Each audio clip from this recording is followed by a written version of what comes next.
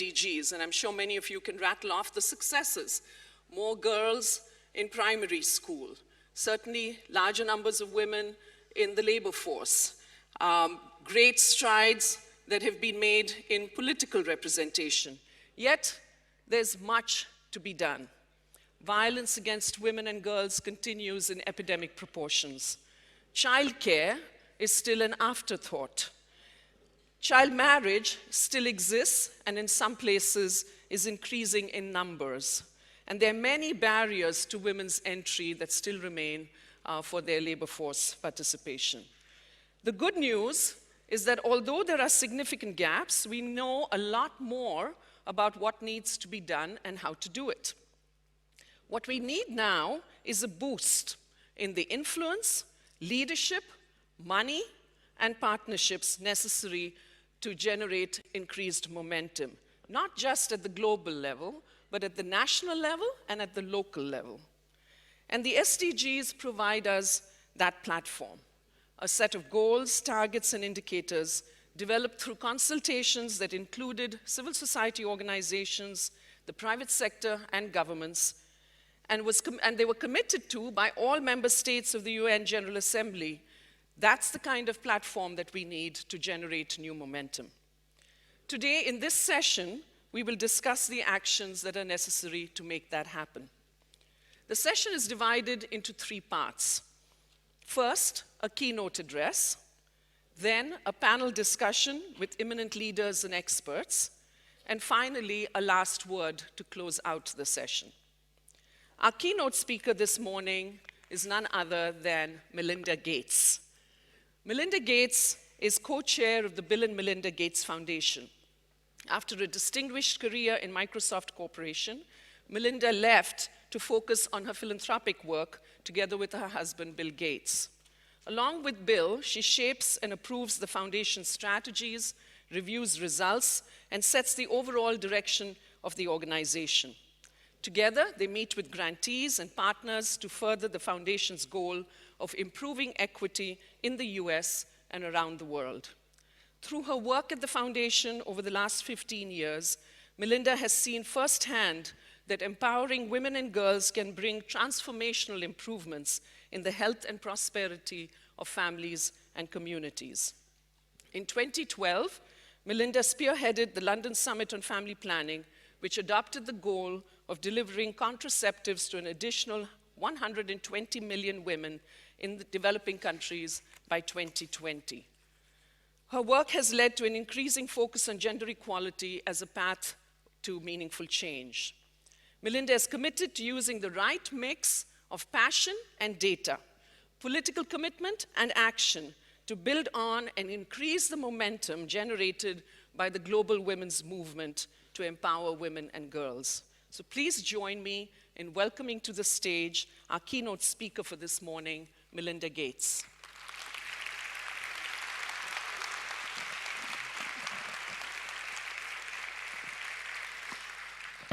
Thanks, Geeta, for that very generous introduction. Well, good morning. It's great to be here with all of you again this morning. When I was growing up in Texas in the 1970s, I knew I wanted to have a career in computer science, but I didn't know many women who worked outside the home, and I certainly didn't know any women who had the career that I aspired to. But I was lucky. I had a mom who told me I could be anyone and I could do anything I wanted to do. And I had a father who really believed that women could be great in science and math and engineering. In fact, he worked on the Apollo space program, and he introduced me to women who were great mathematicians, and he told me that his teams were always better when those women were on his teams. So even at a very young age, I knew that women's contributions were equal to men's, and that women could be great at anything they wanted to do. Now, let's be honest, though. Most young girls don't get that message. They aren't lucky to be in that kind of situation. I will always be grateful to my parents for what I received then. Their support set me on a path to a career in computer science. And it also taught me, though, what it means to be a champion for women and girls. And all of you in this room are champions for women and girls. Most of you have been doing this work a lot longer than I have. This is my second career, global health and global development. And I can tell you that I've learned a lot from this community. And our foundation has learned a lot from this community. You all have helped shape our approaches and our priorities. You've given us very valuable feedback over time. And you've pushed us to really think through deeply what work we ought to be doing in the world with our partners. Now, when I first spoke at this conference 6 years ago, I spoke about maternal, childborn, and new health, all huge priorities still at our foundation. 3 years ago, I spoke about family planning and the importance of giving voluntary access to 120 million new women by 2020. And this year, I'm here to talk about an even more expansive goal, a wider goal of gender equality. In particular, we cannot close the gender gap that we all aspire to close unless we close first the data gap. By many metrics, it's never been a better time in the world to be a woman. Since 1990, the number of young women dying in pregnancy and childbirth every year has dropped by nearly half. Almost 25 million more women are using modern contraceptives in low-income countries than 3 years ago. And globally, just about as many girls go to primary school as boys. We know that. But of course, we're still a very long way to go on these and many other issues if we want to achieve true gender equality. But the progress we've made so far makes me optimistic. And it's critical that we continue to make progress and accelerate our progress. Because supporting women and girls to reach their full potential unleashes the most powerful force for economic and social progress for everyone. We know that empowered women and girls absolutely transform societies. We know that.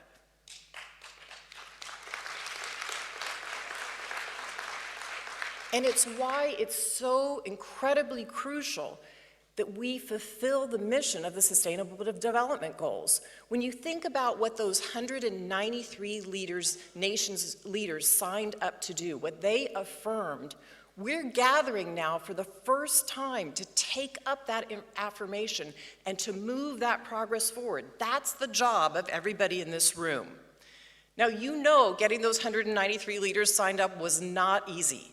But it was a historic breakthrough because today, women and girls, they're not just on the agenda. Women and girls are the agenda. So the momentum is with us. We're in the midst of another international movement for gender equality, but this one is unlike anything we've ever seen before. The world is finally listening. And we owe it to every woman and every girl in every country around the world to fulfill the SDG mandate and to turn that SDG 5 goal into reality. And we owe that to ourselves. We can't say we're for women and girls unless we accomplish what we've set out to do in SDG 5. This community is made up of some of the most smartest people I know, the most dedicated, the most dogged and determined individuals and organizations that I have ever come across. We've committed our lives to overcoming centuries of inequality, injustice, and indignity. And we deserve the very best tools to help us succeed. It's the only way we're going to get there. And what I want to say to you today is that one of those tools, is more and better data. We live today in the information age. I know you were all on your cell phones. If you're not right now, I hope you're not. You were before you walked into this hall. If you watched a Netflix movie on Friday night, I guarantee you by Saturday and Sunday, they're serving up content to you to try and draw you in again based on what you watched on Friday night.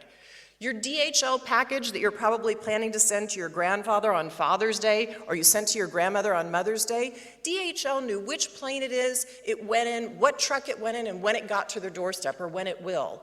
Nike knows what shoes you wear for cross-training, walking, and running. I mean, this is the information age. They stock based on that data. And yet we're sitting in this room, and we're saying we're for women and girls, but we don't even have all the data we need to know how to act and fulfill that great promise that we have. We have to collect the data if we're going to know how to act on the data. And not just in small ways, but in very large ways. We need to know where and when women are born, how many hours they work every day, not just formal work, but informal work, that unpaid labor, that invisible labor that happens. We need to know whether they get paid, whether they've experienced violence, how, when, and where they die. It's great that women are at the heart of the SDGs, but right now there's insufficient data if we want to build a baseline around nearly 80% of the SDG 5 indicators. So if advocacy for women and girls is about giving voice to the voiceless, then gathering and analyzing data is about bringing visibility to the invisible. There are already some great examples out there of how data is profoundly helping to extend the reach and the scale of the work of everybody in this room. And I know some of you have that data around your work. For example, data is already helping us to expand the digital finance revolution to rural women in India. Data is helping us target HIV prevention to women, pregnant women, and adolescent girls in sub-Saharan Africa. And data is certainly helping in FP 2020 to help get us back on track. I know exactly where we are on that 120 million women getting voluntary access by 2020. We know where we are in each country and where we need to accelerate.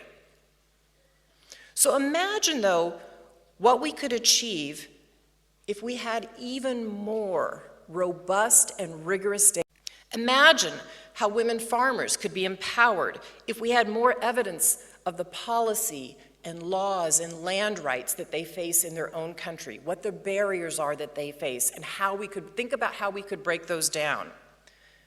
Imagine the progress we could make in tackling the 15 million child marriages that we all talk about every year if births and marriages were properly recorded. The hard reality is that too many areas that we work in, the data exists, but there's often places it doesn't exist. And where it does, where the data does exist, quite honestly, it's sexist. The data misses women and girls entirely, or it undercounts and undervalues the economic and social contributions their families, communities, and countries, all of which they make to those places. So let's just think for a minute about the labor force surveys. By focusing only on the primary activity of the household, surveys tend to reinforce the stereotypes of man as producer and woman as reproducer, because we only count his work in the household. This has the effect of making women appear more dependent and less productive than they actually are. And I don't know about you all, but I think most of us have met women in the developing world, and I'll tell you, they're quite productive and they're quite resourceful.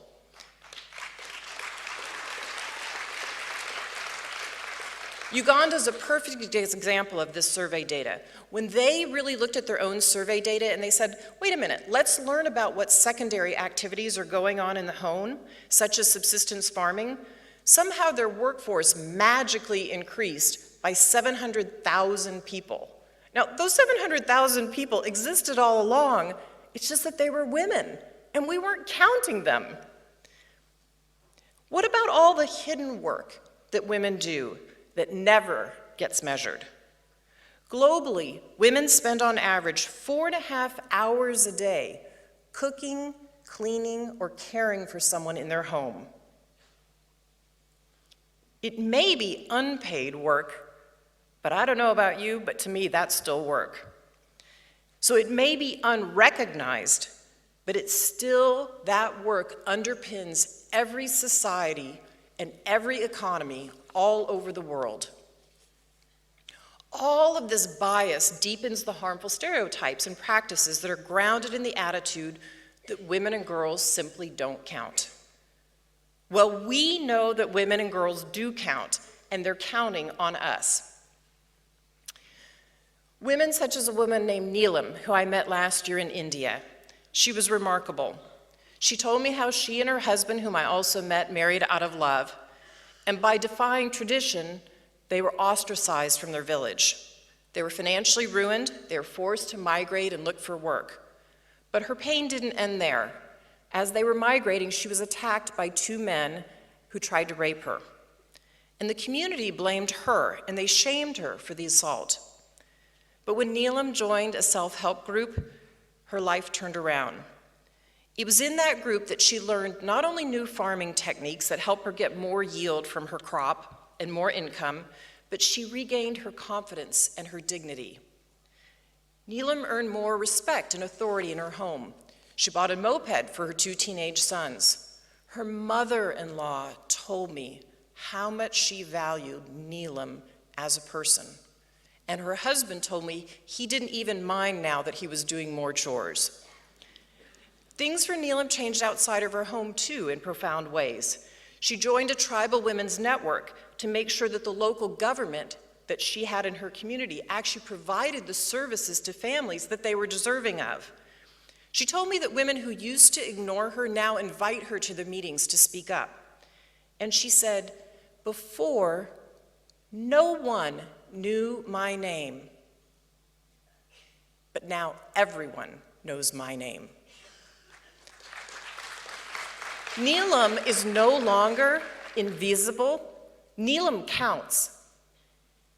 And to empower more women like her, we need that precise information about women's lives and about the discrimination that they endure.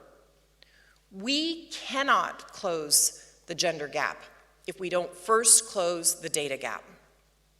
So today, I'm announcing that our foundation will invest $80 million over the next 3 years to help do just that.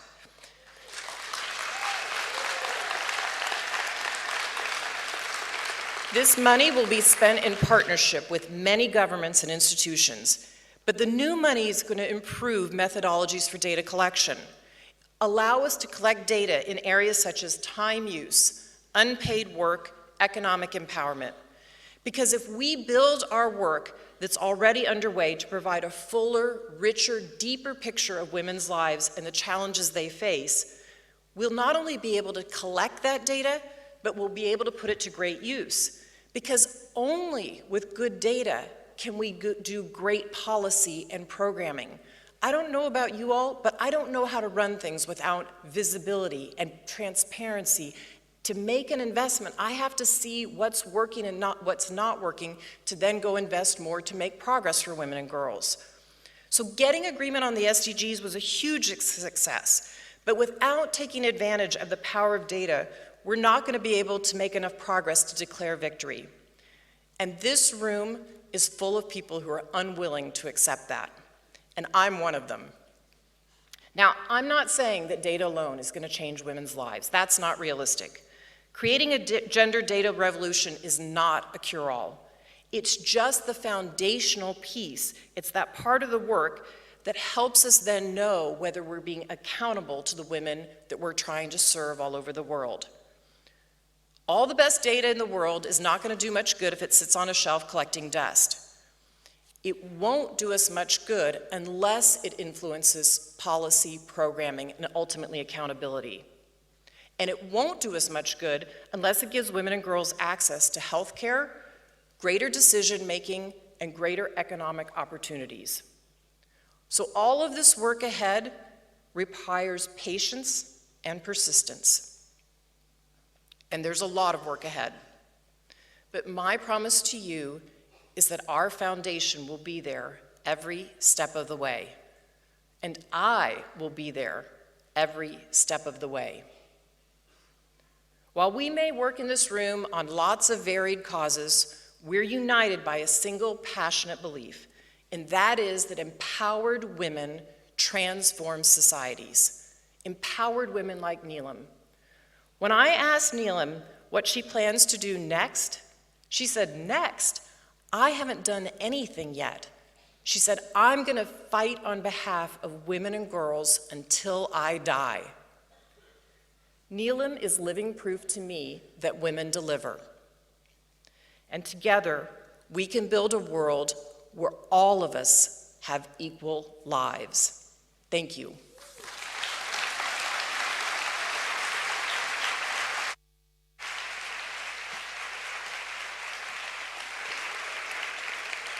Thank you, Melinda. That was a powerful message for all of us to make women count, count women.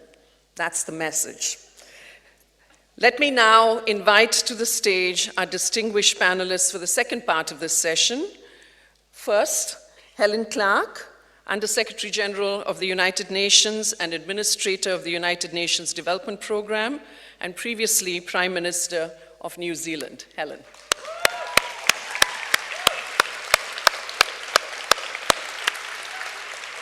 Next, Ngozi Okonjo-Iweala, Chair of the Gavi Board of Directors and previously Finance Minister of Nigeria.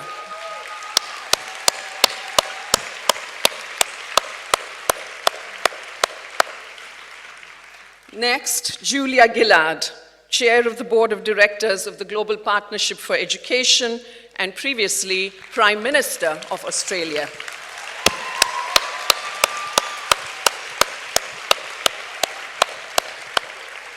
Next, Minister Tedros. Dr. Tedros is Minister of Foreign Affairs of Ethiopia and previously the Minister of Health of Ethiopia.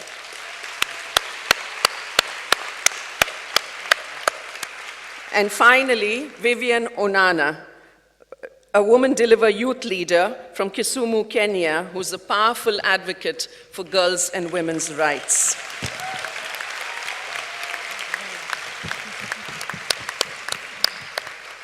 The final panelist for this session, Phumzile Mlambo-Ngcuka, Executive Director of UN Women and formerly Deputy President of South Africa, couldn't be with us this morning at the last minute and sent us a brief message that I'd like to read out to you before we begin the panel discussion. In her words, "Even though I'm not able to be with you in person for the Women Deliver conference, I'm fully with you in spirit and in thought. I will also be with you by video link whenever possible. This is a deeply important moment for us to gather our forces in collective determination. We must act and inspire others to act in the priority areas that will make the most difference for women and girls and that will reach those who are at the moment the furthest from thriving. Those whose needs are greatest are usually those who are least visible, least heard, least equal. It is our driving, urgent task to change that picture and deliver for women.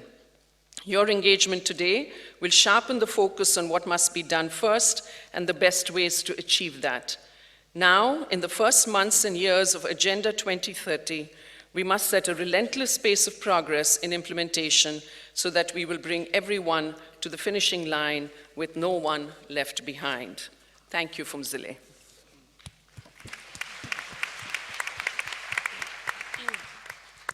So let's begin this discussion. Thank you all for joining this morning. This is a truly distinguished panel of panelists who are with lots of experience and expertise. And let's take off from where Melinda left off, which is the issue of data. And maybe to you, Helen, first. As Melinda said, data on women's lives is missing. We have to now commit to filling those gaps. But as the head of UNDP, can you tell us a little bit about the new innovative ways in which efforts are now being made to gather data on women's and girls' lives around the world? Thanks, Geeta, and good morning, everybody.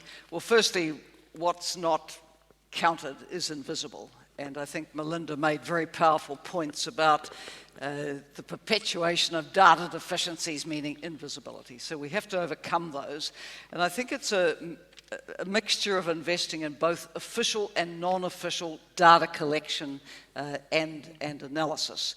For example, the civil registration systems, which UNICEF has pushed so hard, the birth certificates for boys and girls as born. If you're never counted, it's as if you never existed at all. And that goes all the way through to the issuing of death certificates, because actually the collection of that information is not particularly widespread either.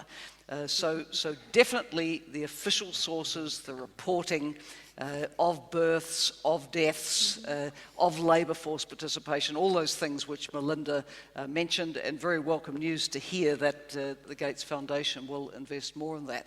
But then there's the unofficial reporting. If we come to gender-based violence, which is vastly underreported, yes, UNDP is involved in this area in quite a lot of countries and in innovative approaches to collecting the data. For example, so many cases of sexual and gender-based violence are never reported. So how could women report them more easily? And in India, we've been involved with an initiative where women community volunteers are trained, have a relatively inexpensive cell phone supplied with an app which provides for early reporting of such instances from within the community. We've been also working with youth innovators in Egypt on similar kinds of schemes, again using text messaging, online data to actually get the information in. Melinda mentioned the role of big data, and it is increasingly used by UN agencies for all sorts of things, for measuring the prevalence of food insecurity, for looking at information about disasters, outbreaks of violence, and so on. So we need to think specifically how big data could be tuned more to knowing more about women's issues as well, but definitely big data like electricity bills, cell phone top-ups, you name it, is increasingly being used to analyze patterns of behavior. Thank you for that. One of the pieces to make that data happen, to get that collection of data to happen, but overall to see changes in women's lives, is money. It's another big piece of the solution. And I'm always struck, as I'm sure many of you are, when you travel to countries that the Ministry of Women's Affairs, or the equivalent ministry, usually has the lowest budget, the least amount of resources, and the least power in the country.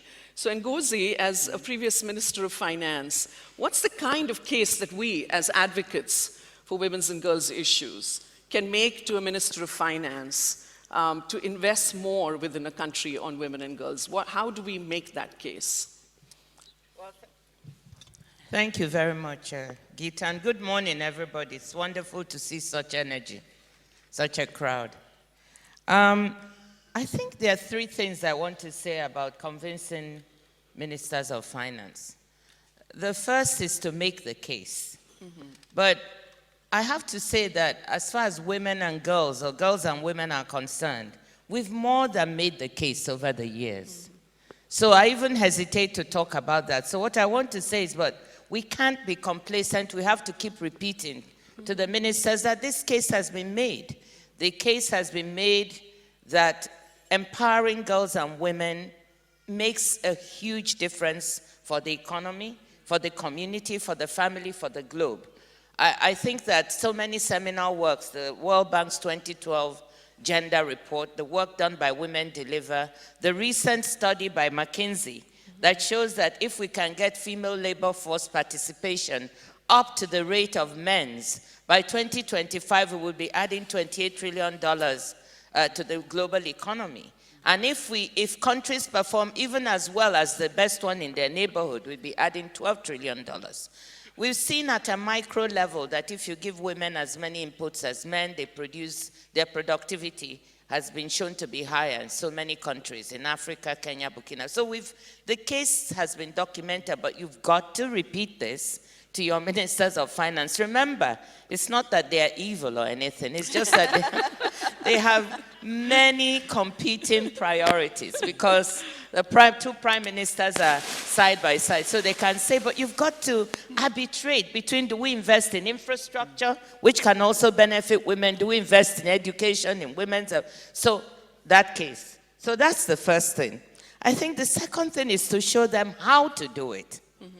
So it's not enough to say, you know, this is a good case, but how? And, you know, as a Minister of Finance, I too was looking at the issue of gender mainstreaming and saying, okay, let's try and do it through the various ministries. But it wasn't working. So I had to ask myself, how do we make this work? And we came up with the idea of giving additional incentives, additional budgets. So we said to all ministries, if you volunteer to produce more results for girls and women, we will give you additional budget over and above what you would have had. Exactly that. Incentivize. We tried this in Nigeria. We started with a very small amount, $21 million. And you know what? It worked. 5 ministries volunteered. I'll just give one example. The Minister of Agriculture, who former minister is now the president of African Development Bank. And he wanted to get more women farmers working more productively. And he said, look, I've developed something called electronic wallets.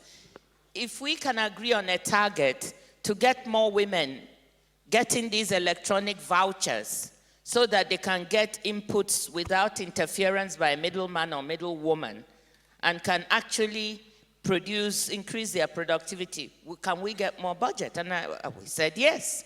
So we agreed on a target, 2.5 million more women were put on these mobile telephonic vouchers. So they would have their money telephoned to them on the mobile phone. They would take this to the dealer. They'd be able to collect their inputs, and there would be no middleman taking the thing away from them. That's just one example. So how you can devise a means. The third thing, I think, is tracking. And this comes back to the issue of data and tracking and keeping track of what is happening, what you're doing to empower girls and women, how much money you're putting. I think if finance ministers know they are being tracked, and if they know that they are being tracked relative to other finance ministers in other countries, they won't want to be at the bottom, will they? So they will act. So those are 3 things, that I think we have to keep in mind. But let me end by saying one final word. Let us also remember that investing in girls and women is not neutral. When you invest in girls and women, you engender competition for who? Men. And we don't think about that often. And I see that is something we need to think about too. How do we empower girls and women more and make the world feel comfortable that this is not edging out others, but actually adding to the global good? Thank you. Thank you for that. You made some very important points, Ngozi, but I have to say the one message that we have been trying to spread around the world is empowering women and girls is not a zero-sum game. Exactly. It doesn't disempower others, it just makes the pie larger. So that's a very good point that you made. Julia, if there's one area in which we have plenty of data and a very strong case for both the short-term as well as the long-term gains of investments in girls and women, it's in the field of education. And so I'm curious to know, why is it that investments, even in education, have been, from ODA, from Overseas Development Assistance, have been dropping over time? And what should be done in order to change that situation? Thank you, Geeta. Geeta, of course, a much-loved board member at the Global Partnership for Education. It's a delight to be here with my fellow panellists in front of such a large audience. And if I could congratulate Melinda on the announcement, I studied statistics. I love a good standard deviation, so that was music to my ears, that announcement. Geeta, I think we know a lot about education, but actually, on data, we need to know a bit more. We certainly know who's missing out. We know that there are 63 million girls in our world today who will never see the inside of a classroom, even though they are of primary and lower secondary age. We know that at current rates of change, it won't be until 2111 that we will see the first generation of sub-Saharan African girls who universally get to go to primary and lower secondary education. And there's many young, fantastic people in the audience, but even they won't live to see that day at current rates of change. So we do know, who's missing out. We've got a fair degree of evidence about what works.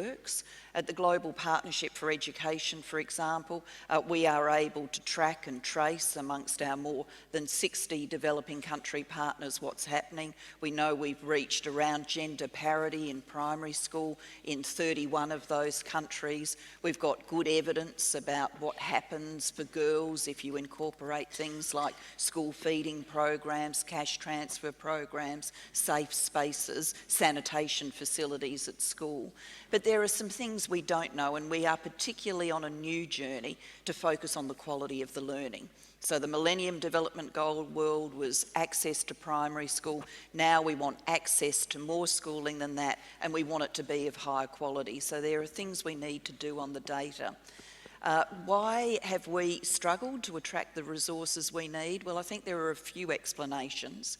First and foremost, education is a patient investment, and we live in a pretty impatient world. People want to invest today and see the results tomorrow, whereas children have to go through a number of years of schooling. And so we are on a journey, I think, to say to generous international donors and development partners, both nation states and private philanthropy, please have the strategic patience to stay on this journey, because it will change our world. And I do think this learning piece matters. I think a lot of development partners lost confidence in the access measure, and so the more we can do to track and show learning and to improve quality, the more we will get involved. But sitting next to my very good friend here, I'm also going to say that whilst flows from development partners are important, actually the biggest game in financing education is domestic resource mobilisation. And so as an education community, as a community focused on what girls can do if they are empowered through schooling, I think we've got to make it our business to work with developing country partners on issues like expanding their tax space, on the transparency and budgeting, on leveraging additional resources into this all-important task of educating girls. And if we can do that, we will change that girl's life, but more than that, we will change her family, her community, and her nation forever. Thank you. Thank you very much for that. While all of that is absolutely true, education is a necessary but not sufficient condition to empower.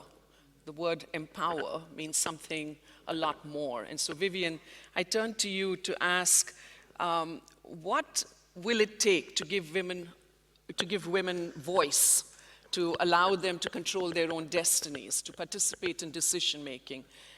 From where you sit, what do you see as the primary barriers standing in the way of young women getting a chance to speak for themselves? Thank you, Geeta. Let me take this opportunity to thank Women Deliver for making it possible for me to be here today, and many other young people who are in the audience. And it's also an honor to be on the same panel with ladies and Dr. Tedros that I do admire for the work that they continue to do for women and girls. Geeta, back to your question. I think we are talking about women as leaders and empowering young women and girls to be leaders. But we are talking about that, but can you remember, we are still talking about gender-based violence. We are talking about female genital mutilation, lack of access to quality sexual and reproductive health. We are talking about violence. So all these are barriers that are surrounding women and girls' empowerment and making it impossible for them to have their own voice. And we're talking about 62 million girls who are out of school today. These are the leaders of tomorrow. How do we expect them to be leaders of tomorrow when you're not making that worthy investment in their life today, which is access to quality and safe education? As I sit today here, I represent many other young girls who've been able to go to school through the support of women and men of goodwill. But there's a girl in Sierra Leone, Aminata. She's only 15 years old. Aminata sells her body for sex for as low as $4 and has as many clients as 3 men per night. Aminata wants to go to school. Aminata, if we invest in her education, she'll probably be the next Secretary General of the United Nations. She'll probably be the next president of Sierra Leone. She'll probably be the best teacher in Sierra Leone. But right now, her life is doomed because she has to sell her body to receive an education. Education is really important. And I'm here today because of my education. I'm here today because of the education, the investment that people made in my education that has empowered me, given me a voice, informed me, and enabled me to passionately advocate on behalf of other young women and girls from my community and globally. Why can't we make that dream a reality for every other child out there? If nobody invested in my education, today I'll be one of those statistics. But I'm here standing as a Women Deliver Young leader, and we need more young people to be given access to these basic human rights for us to actually talk about young people being part and parcel of the implementation of the Sustainable Development Goals. How do you expect them to be part and parcel if we don't even create the safe spaces for them to have this interaction? I remember last year, during one of the general elections in one of the African countries that I'm not going to mention, there was a woman opposition leader, and she was actively vying to be the next president of the country. And she was actually mishandled during her campaign and even undressed. As a young person who intends or who has ambitions to go into the political space, that in itself creates fear. I'm like, why would I want to go into that? I'm going to be raped. I'm going to be mishandled in front of people. I'm going to be undressed. That is violence against my human rights. And that scares other young people who are very vocal, who want to venture into these spaces of the political spaces and the leadership spaces to be agents of change in their countries. So we need to create safe spaces for young women and girls to have these conversations, but also to have active participation.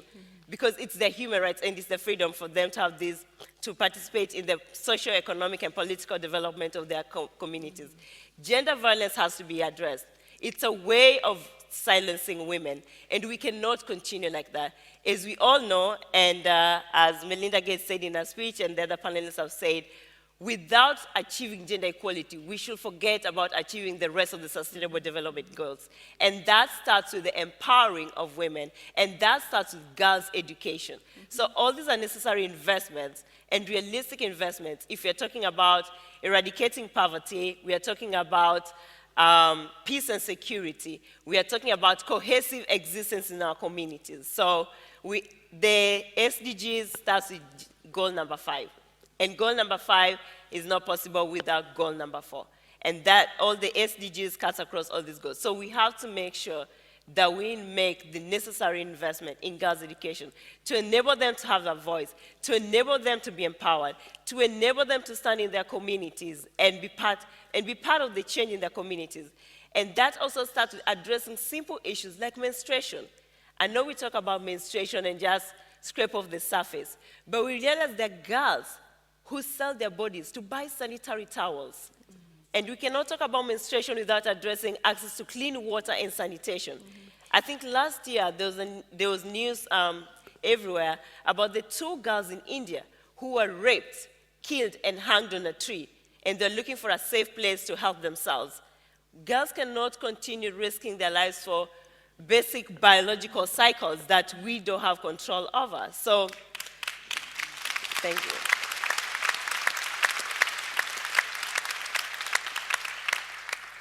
So even when it comes to access to clean water and sanitation, you have to wake up in the morning, try to find water before you go to school.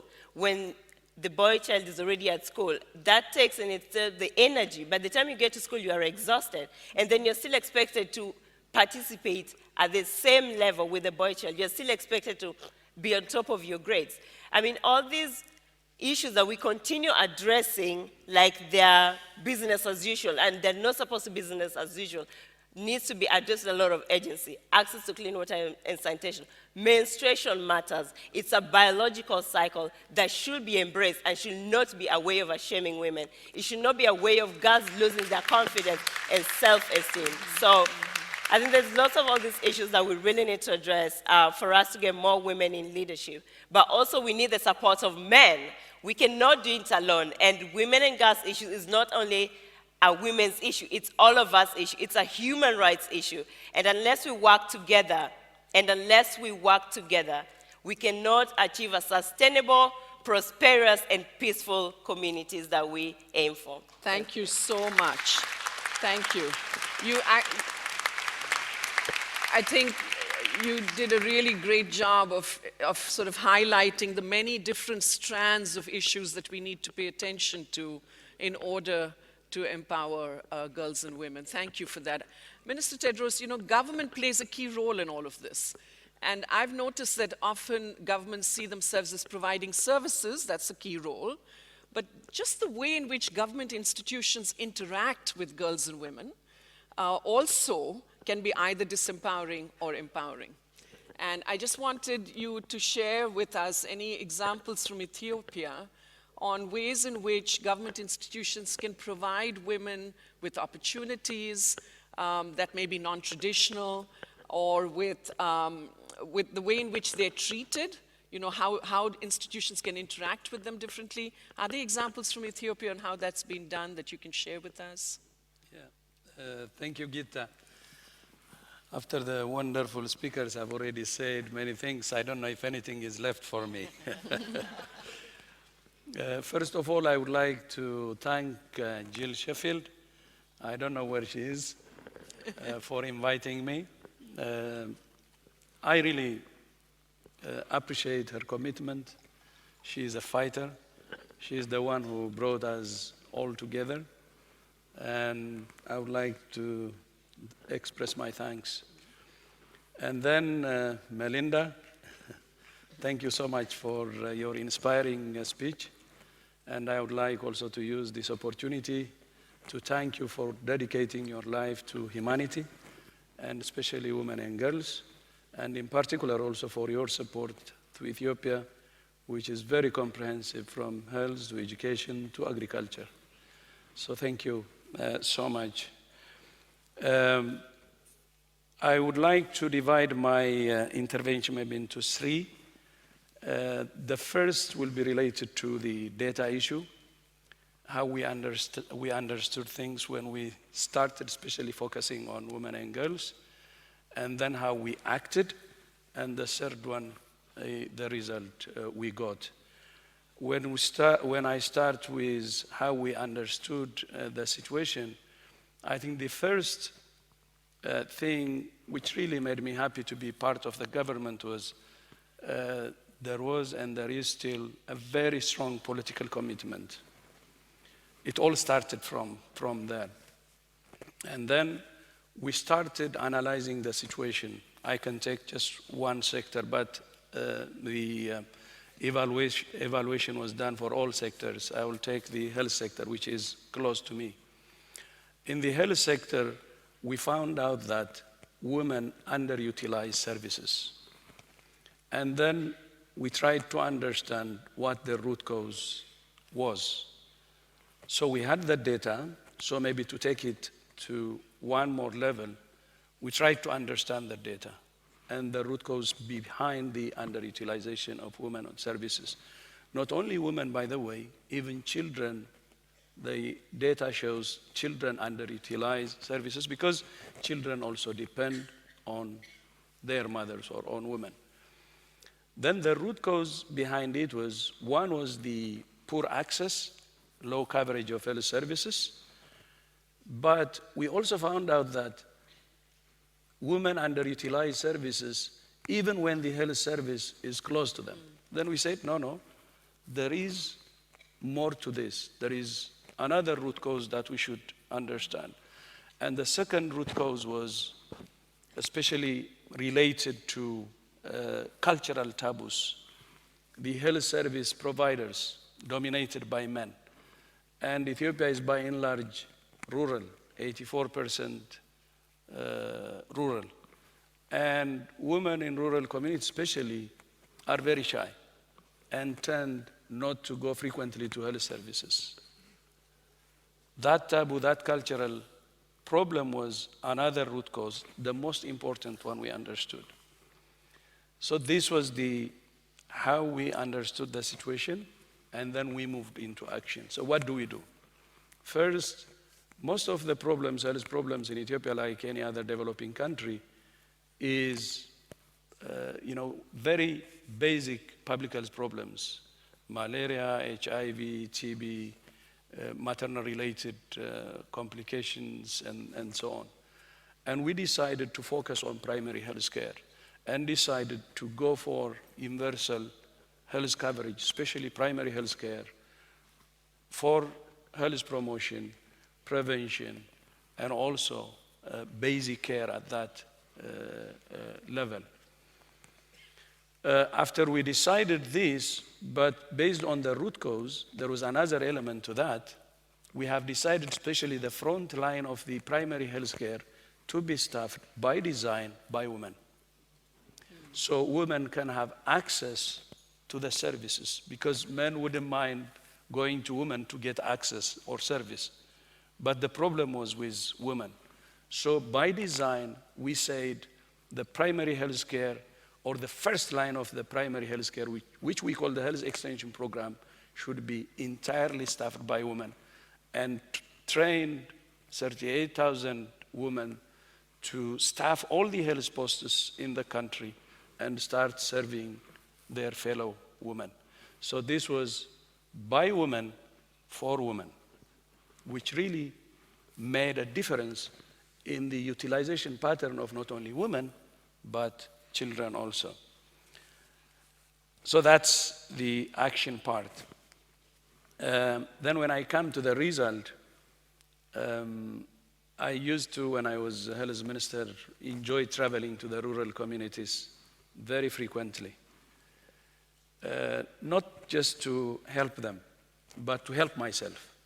I used to learn a lot, actually. Now, as a Minister of Foreign Affairs, I travel out, not in. But I really miss that, because I learned a lot from my travel to the rural communities.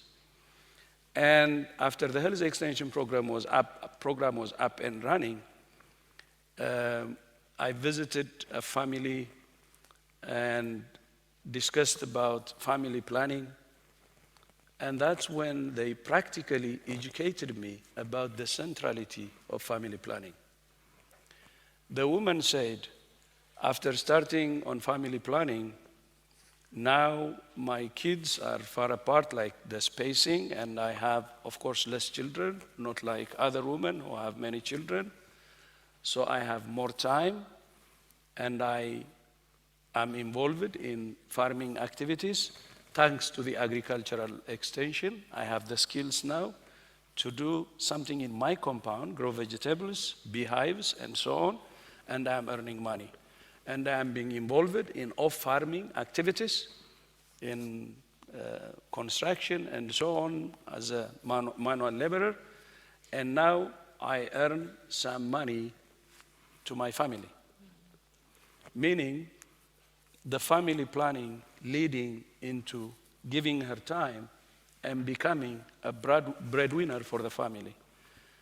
And not only that, because of less children, there is less mouths to feed. So the quality of life of our family has also increased, she said.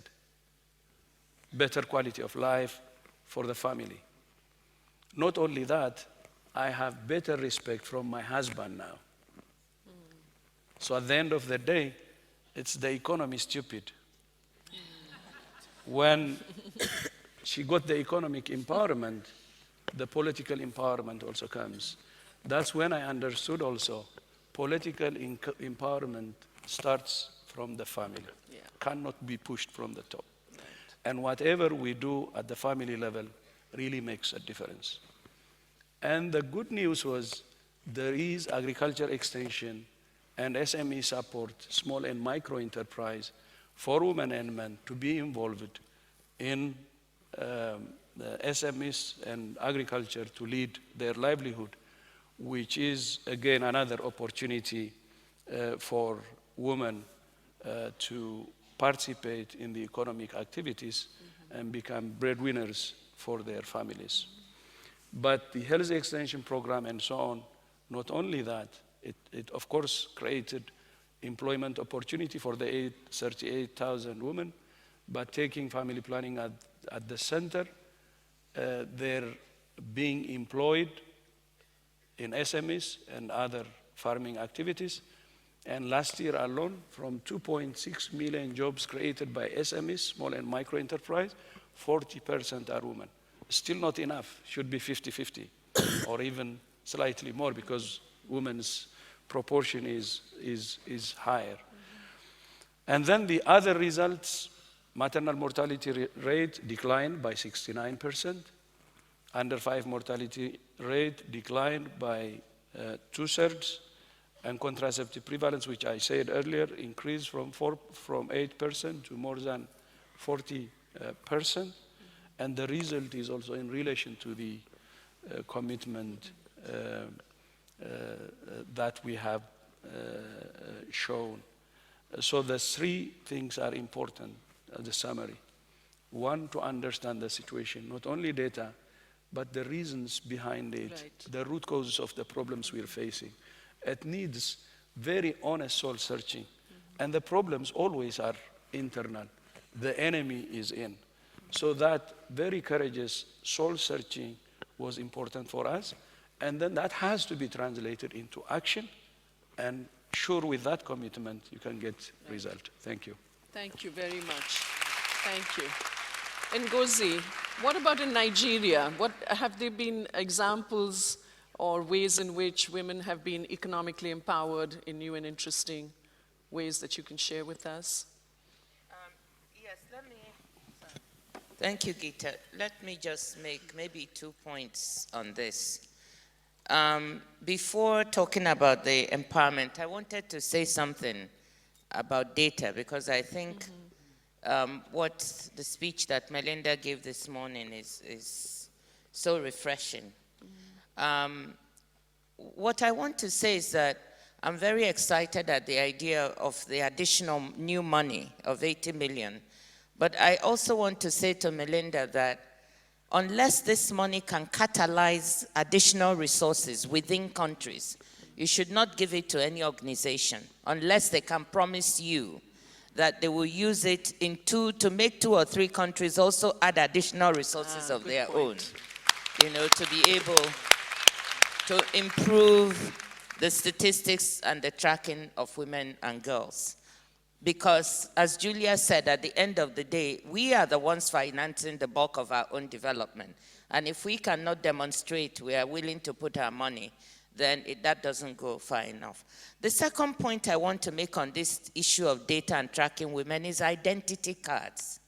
I really want to put that on the table. One thing is that women don't have any identity, a piece that identifies them. And I admire what is being done in India, to try and give every person an identity card. But this is so crucial for women.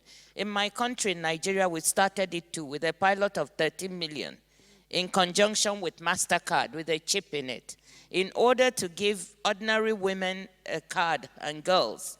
And then that way you can identify, you can track, you can do so many things. So now coming to and finally, I think that data should not be left as a technocratic thing. Right.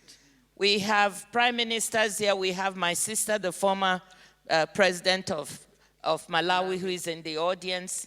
They know that when you get the leaders focused on an issue and talking about it, it will work.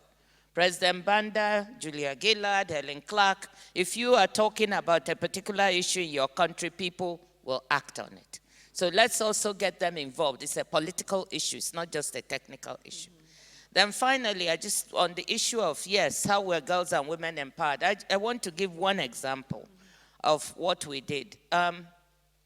during the time I was a Minister of Finance and with the support of the President, we were running a competition to get our young people to create jobs, not to wait for jobs, but to create jobs for themselves and others, to support entrepreneurship. And you know, we have in West Africa, in Nigeria, just so much talent. So we ran a business planning competition. And we did the first one, 24,000 people applied. When we finished the process and selected 1,200, only 17% were women. But we know that in our countries, more than 50% of the SMEs, or up to 50% actually, are run by women. So we decided something is wrong here. Let us just run a track for women alone. And so we ran this competition. 64,000 women under 45 applied. We weeded them down to 6,000. It was purely on merit. They had to go on the internet, and we went to great extent to find universities, banks, everywhere. Those who didn't have access, we bussed them so that they could fill the forms. We selected 6,000, trained them in how to do a business plan. And from this, we selected 1,200 best business plans and gave them grants of $10,000 to $90,000. So this was real money. These women created 10,000 jobs, direct jobs, and many more indirect jobs. This is just one way that we could show that if you support entrepreneurship, support women directly, train them on how to manage their business, that they would do well. In addition to that, we got them linked to banks so that they could get credit. And be registered. We got them registered. We invited the Business Registration Agency to come for a day to the Ministry of Finance, and all those whose businesses were not registered got registered. And I always joke that I also had a bit of an ulterior motive. You know, by registering them, they got into the tax system so that down the line, you know, they could also become tax-paying businesses because our informal sectors are too narrow. So these were some of the things we did to try and empower women. And I strongly think that, government can take an activist role when it comes to empowering girls and women. We can't just leave it to the private market alone, because there's what economists call a real market failure when it comes to recognizing the talent that girls and women can bring. Thank you, Ngozi. There's, all of the points that we've made so far apply to countries where there is a government and there's some degree of stability. But if you look around the world now, we are living in a time of enormous crisis. Countries are sort of going in and out of crisis, whether it's through natural disaster. El Nino is having enormous impacts across the world on many countries, or whether it's conflict, internal strife, people on the move. What do you say, Helen, to someone who might say to you, well, let the crisis abate, let the conflict end, and then we'll pay attention to women and girls? Well, I'd say we can't wait, because we are part of the solution. And I'm optimistic enough to think that if women were much more prominent in decision-making at every level around our world, we would not be seeing the level of conflict that we see in the world today. Now, if we think back to that landmark Security Council resolution of coming up to 16 years ago on women, peace and security, it said women must be involved at every stage of peace processes and recovery. And yet, how many times do you look at the television and see the news reports of various peace negotiations going on? Do you see women? You know, you have your spectacles on thinking, where are the women? And sometimes in a conference room, you'll see they're in the back row behind, and people say, oh, well, they're advising the men. No, they should be in the front row. I saw a very interesting article just in the last couple of days about a women's advisory council that Staffan de Mistura, the UN peace envoy for Syria, has set up, because the women aren't in the front row on those negotiations. But he said, I want to hear women's voices. Heaven knows it's hard, but he has on that advisory group women from across all the factions in Syria. It's a hard discussion, but they're talking.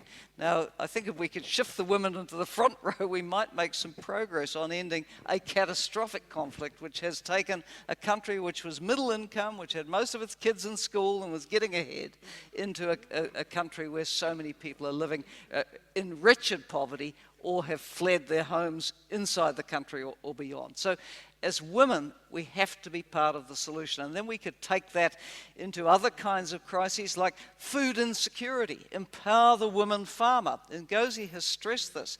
Women have less access to the best land, the best seeds, the best fertilizers, the credit. If women were empowered with the same inputs as men have in agriculture, this would be a major contribution to solving food insecurity. Take disaster risk reduction. Women have to be part of designing how you reduce disaster risk. And that also encompasses what happens in a response to a disaster. How many stories do we see of women who have been evacuated to unsafe shelters where they are at more risk, women and girls, of sexual abuse and violence? Climate change adaptation. Women have to be part of the answer. They're on the front line. They have to be engaged. So I think it's not a question of, should we wait till these other problems are fixed to think about women's equality? No, women's equality is part of the answer to building a better world, a very big part of the answer. Thank you. Thank you for that. Julia, in situations of disaster and conflict, we often talk about food and water and shelter. But increasingly, we're talking about the importance of education. Tell us a little bit about the new sort of developments in that area that are occurring now to sort of put education as a central piece in a response to a conflict or a disaster. Thanks, Geeta. And following on from what Helen said, I mean, in our world today, there are 75 million children living in conflict and crisis.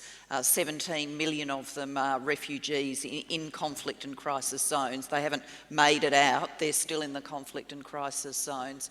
And we know for those children that only about 50% of them will get access to primary school education and about 25% to secondary school.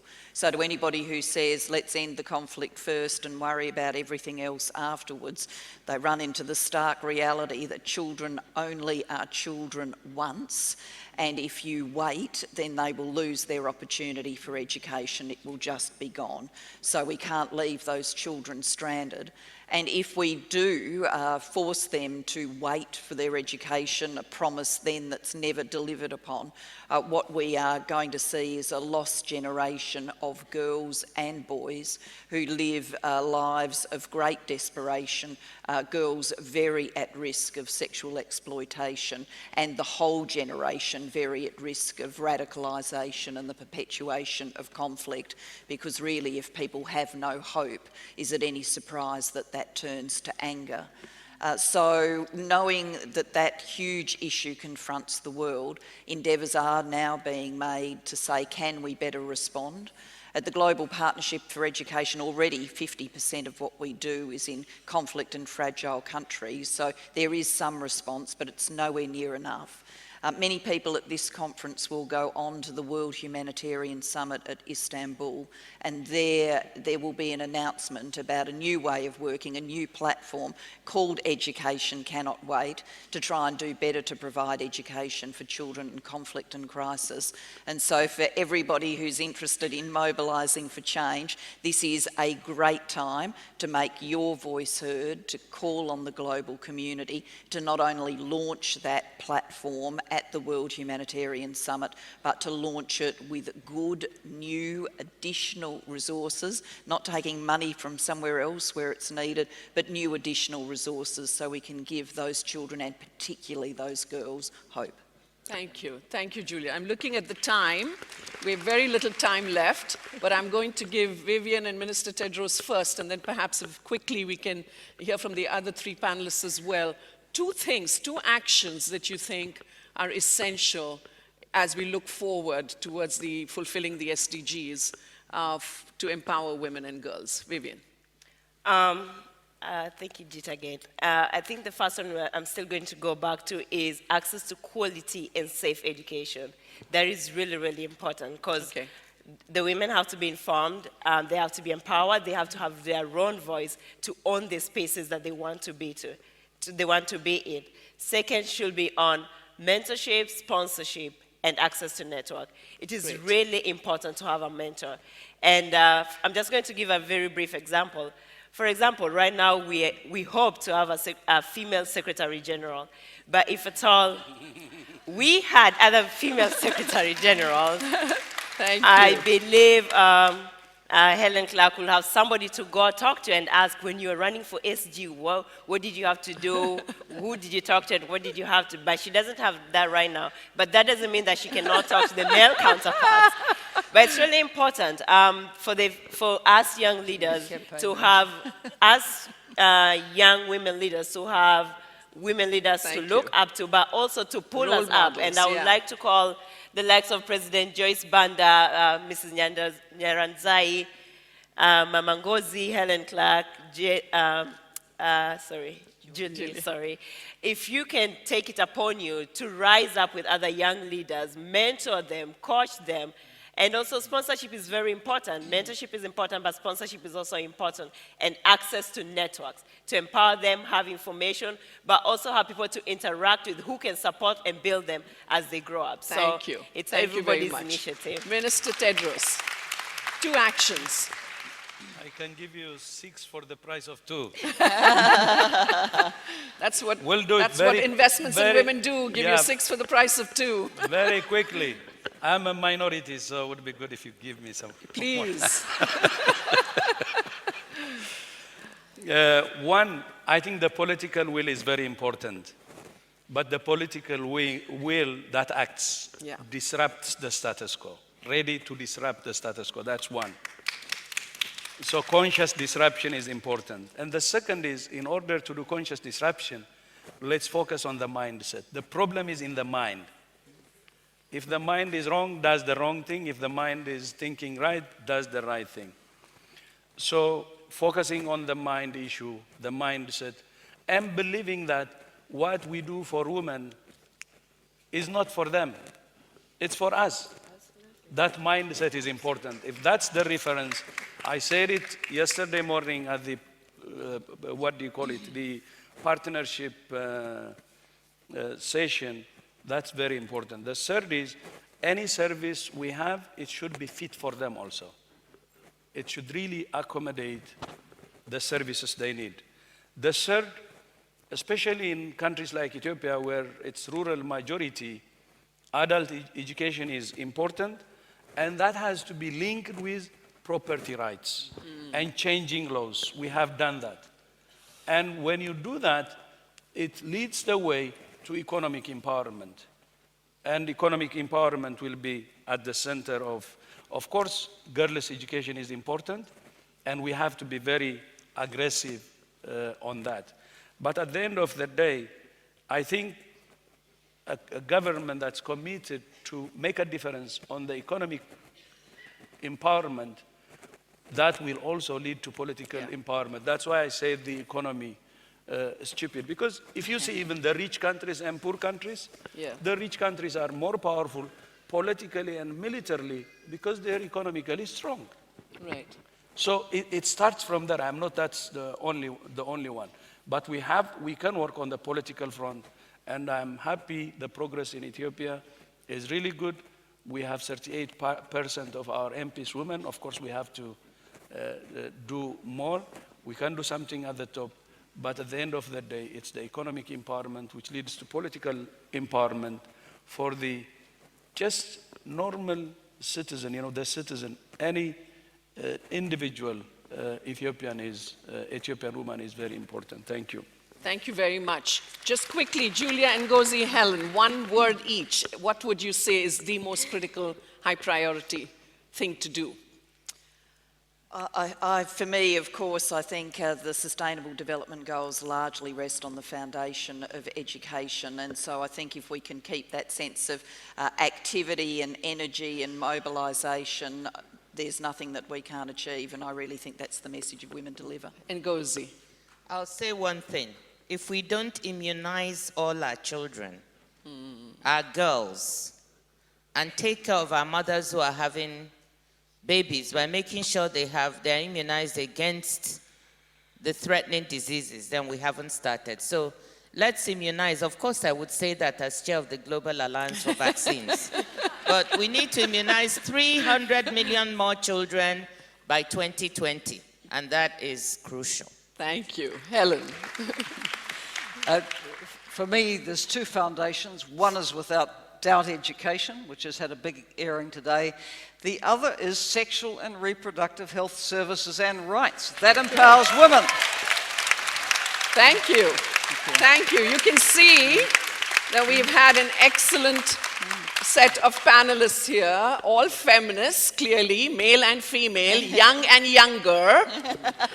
And I'm really pleased with the discussion because it highlighted all of the issues that we hoped would get highlighted, which, obviously education is important, but it's a quality education. It's opportunities for ownership of assets, for economic opportunity, for sexual and reproductive rights, access to contraception, all of those issues incredibly important to empower girls and women. So with that, let's bring this panel to a close.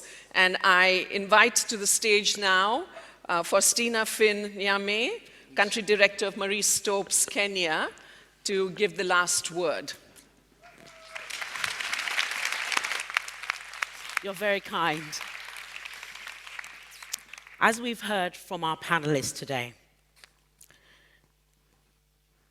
the SDGs will not be as effective as we want if we don't put women at the center of everything that we do. We have to put them at the center when it comes to education. We have to put them at the center when it comes to gender equality and climate change. We have a lot of work to do. All the great thinking and strategy that's gone into the SDGs will fail.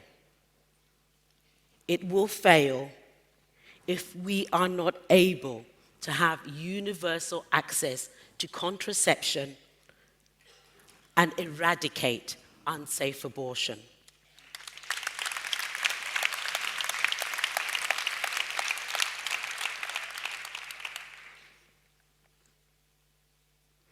Women being in control of their fertility is the foundation of the SDGs. In my work at Marie Stopes, Kenya, I talk to women every day about their reproductive health. And I have a few stories to share with you. In Kenya, one morning, I received a letter from a 16-year-old girl who wanted an abortion. "Please help me," she said. "I want to go back to school." The older man who got her pregnant kept promising her, "I'll send you money," but he never did. And now she's 16 weeks pregnant and desperate. When I worked as the country director for Marie Stopes in Ghana, I was very proud to launch our first outreach program in the eastern region. And then this woman approaches me with anger and frustration. And she says to me, "Why is it taking you so long? Why is it taking you people so long?" You see, Akosia only wanted 4 children. That was her dream. And now she has 7 children, and life is difficult. She's been let down by her community. She was let down by her government, and she'd been let down by us. Why has it taken us so long? This is the question we have to ask ourselves. Every week,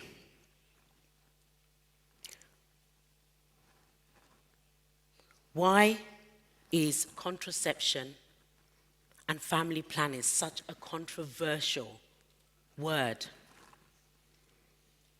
Angry, frustrated women are saying enough is enough.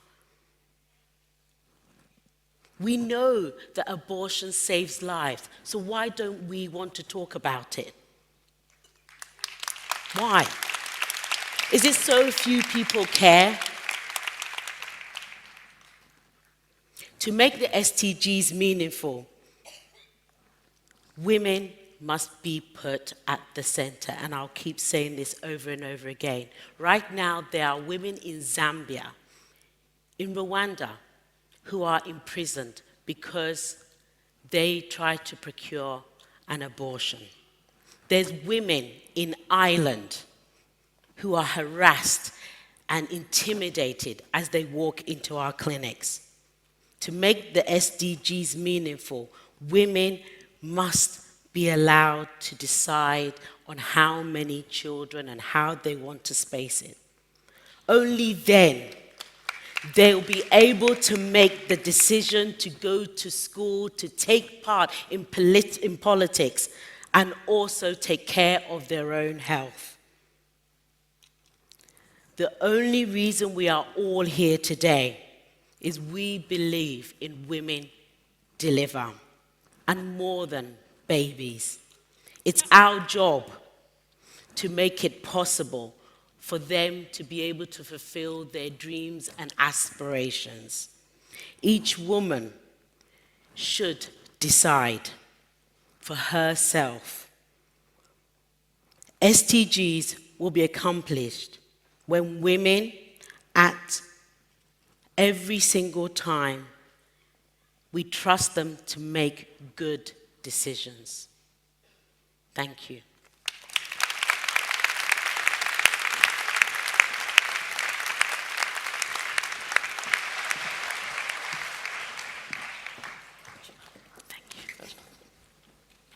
Jill, please. Jill is going to present a Women Deliver Award. Jill Sheffield. Thank you, Geeta. I promised you last night that we would stop 5 times during this session, during the plenaries, to recognize people who have done extraordinary things in delivering for girls and women. This morning, we're going to honor somebody who was here last night, but not today. Gro Harlem Brundtland is our first honoree, and we're giving her this award simply for her wisdom. A medical doctor and a master of public health, Gro Harlem Brundtland was appointed Prime Minister of Norway in 1981. She was the first woman to hold that office. Later, serving as Director General of the World Health Organization, she gained recognition for negotiating an agreement on tobacco control, increasing access to life-saving drugs, and promoting awareness of the links between poverty and disease. Gro Harlem Brundtland is currently Deputy Chair of the Elders, which you all know is an independent group of global leaders working together for peace and human rights. A part of that organization since its founding in 2007, she brings decades of experience in public health. She's a staunch advocate, as you heard last night, of gender equality as a prerequisite for development. Both in her native Norway and throughout her travels, she has championed the rights of girls and women. She has been a strong advocate for women's political participation, safe and legal abortion, as well as eliminating harmful practices, such as child marriage. As the chair of the World Commission of Environment and Development in the 1980s, Gro Harlem Brundtland put sustainable development right on the international agenda with the Commission's landmark report, Our Common Future.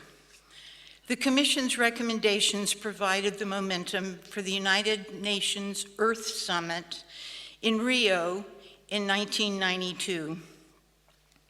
A champion of the environment, Brundtland was named United Nations Secretary General's Special Envoy for Climate Change in 2007. Today, we celebrate the woman who is widely regarded as the mother of sustainable development, who emphasizes the critical role women empowerment plays in a better future for all of us. Let's give a big show of appreciation for GROW.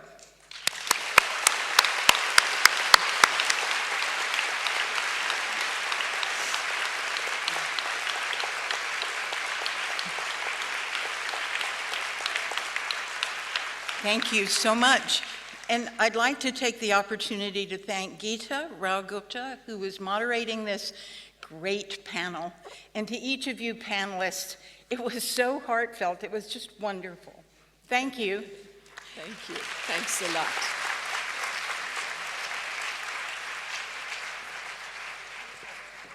Thank you. Vivian, that was just terrific.